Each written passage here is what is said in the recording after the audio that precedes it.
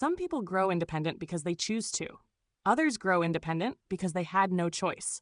This is the kind of independence loneliness teaches you, the quiet kind, the kind you learn when no one checks in, when asking for help feels pointless, when you realize that if something is going to get done, it has to be you. At first, it doesn't look like loneliness. It looks like strength, self-reliance, maturity beyond your years. But underneath it, there's often a story no one sees. Psychologists have found that people who experience emotional neglect, inconsistent support, or early isolation often develop what's called premature independence. They learn to regulate themselves, comfort themselves, and solve problems alone, not because it's healthy, but because it's necessary. When no one is there, your nervous system adapts. You stop reaching out. You stop expecting support. You tell yourself, I've got this, even when you don't, especially when you don't. Over time, loneliness trains you to depend only on yourself.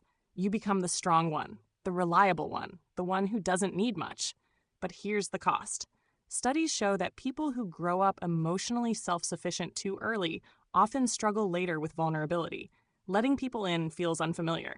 Trust feels risky. Asking for help feels like weakness. Not because it is, but because it was never safe before. So you handle everything alone. Your emotions, your problems, your pain. And while others lean on support systems, you lean inward. You survive, you function. But sometimes you feel empty doing it. Loneliness didn't just make you independent, it taught you to disconnect from your needs. And yet, this independence is not a flaw. It kept you alive. It carried you through moments no one else showed up for.